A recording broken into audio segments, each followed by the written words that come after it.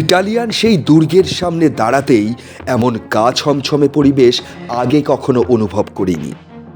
বসিরহাটের ধান্যকুড়িয়া জমিদার বাড়িতে এমন কিছু অভিজ্ঞতার সাক্ষী আমরা থাকলাম যা হয়তো এই ভিডিওর মাধ্যমে ব্যাখ্যা করতে পারবো না।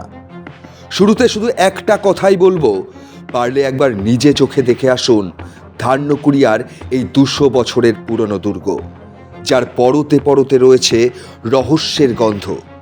পাশেই রয়েছে বল্লভ ও সাউদের আরও 2 ঐতিহাসিক জমিদার বাড়ি। আর আপনি যদি রহস্য ভালোবাসেন তাহলে আপনাকে ডাকছে এই ধান্যকুড়িয়া। কলকাতা থেকে খুব একটা বেশি দূর কিন্তু নয়। কিভাবে যাবেন সবই বলবো, তার আগে জেনে রাখুন 200 বছর আগের সেই ইতিহাস।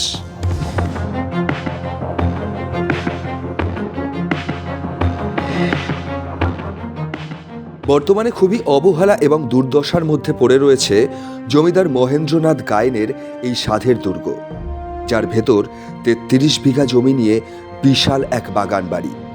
ভেতরে ঢোকার কোনো অনুমতি নেই, কিন্তু আমরা এমন কিছু ভিডিও তুলতে পেরেছি যা দেখলে সত্যি একটা গা ছমছমে অনুভূতি হবে আপনার।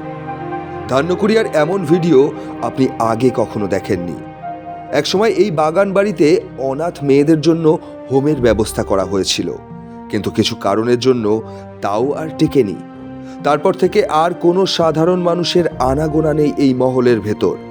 শোনা যায় একসময় ইংরেজরা এই বাগান বাড়িকে তাদের আমোদ প্রমোদের জন্য ব্যবহার করত।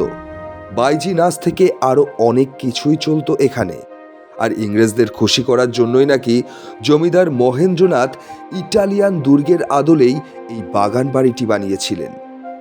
সেই সময় রমরমা জমিদারি চলতো তাদের। ইস্ট ইন্ডিয়া কোম্পানির সাথে নাকি এই জমিদারদের খুব ভালো সম্পর্ক ছিল, তাই বিদেশে পাট রপ্তানি করেই প্রচুর টাকা আয় করত এই জমিদারেরা। শোনা যায় সেই সময় নাকি ইংরেজরা এই ধান্যকুড়িয়া পর্যন্ত রেল লাইনেরও ব্যবস্থা করেছিলেন। বাষ্পচালিত ট্রেনে করে তারা এখানে আসতেন। ইটালিয়ান এই দুর্গ, সেই সাথে বিশাল এলাকা নিয়ে বাগান বাড়ি। ধান্যকুড়িয়াতে কিন্তু ইতিহাসের শুধু এটুকুই নিদর্শন নেই, এই এলাকার প্রতিটা পরতে পরতে রয়েছে ইতিহাসের গন্ধ। একটু এগিয়ে গেলেই দেখতে পাবেন জমিদার বল্লভদের বিশাল এক জমিদার বাড়ি।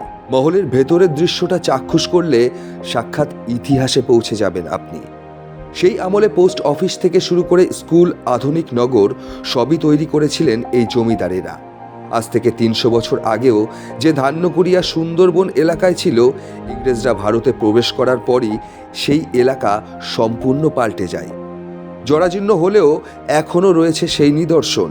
ভেবে দেখুন একবার, এই এলাকায় একসময় ইংরেজদের আনাগোনা ছিল।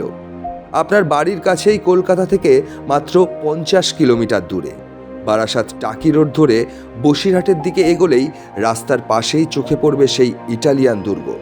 কথা দিলাম, প্রথম দৃশ্যতেই চোখ দাঁড়িয়ে যাবে আপনার। তবে সরকারের পক্ষ থেকে এই এলাকাকে হেরিটেজ ঘোষণা করা হলেও মানুষের চাহিদা এখানে গড়ে উঠুক এক পর্যটক কেন্দ্র। ইউনেস্কোর পক্ষ থেকেও নাকি এই এলাকাকে বিশেষ মর্যাদা দেওয়া হচ্ছে। অথচ আমাদের বাড়ির কাছে এত সুন্দর একটা ঐতিহাসিক নিদর্শন রয়েছে যা সম্পর্কে আমরা হয়তো অনেকেই জানি না।